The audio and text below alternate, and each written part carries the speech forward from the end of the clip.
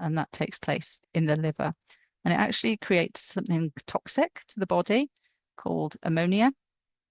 And that very quickly has to get converted into urea, which is much safer. And then we pass this urea to the kidneys and it's excreted as urine. So really important role is deamination of the amino acid, and that's removal of that NH2. And obviously, then we've got this urea to get rid of via the kidneys.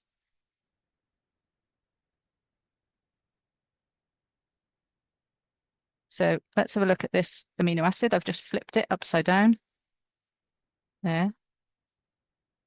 And you can see on this molecule here, we've got a carboxyl group on this end. So this is where this OOH is. You can see it's there, COOH. And then we've got the amine group here, NH2. NH2. You can see on this is a process that happens, deamination, urea is produced and off it goes to the kidney. So there are 20 amino acids in human nutrition, or possibly 21. And if we have a look at them here, you can see this NH2 group, NH2. Don't worry too much about the structure of these, but what's important is you can see that all of these amino acids have got this NH2.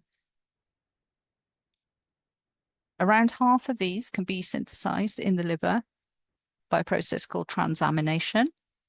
And that basically offers an alternative route for the amine group rather than ammonia, urea, and excretion.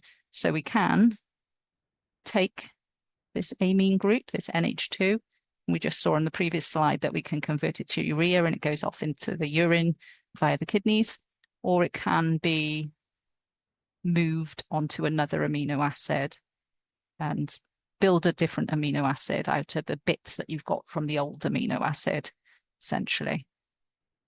So this diagram, you can see that it adds the amino acid to the top right-hand corner. And it's basically rebuilding amino acids. So quick look at the role of the bile then. I know we talked about it last week, but since we're on the liver, let's go over it again.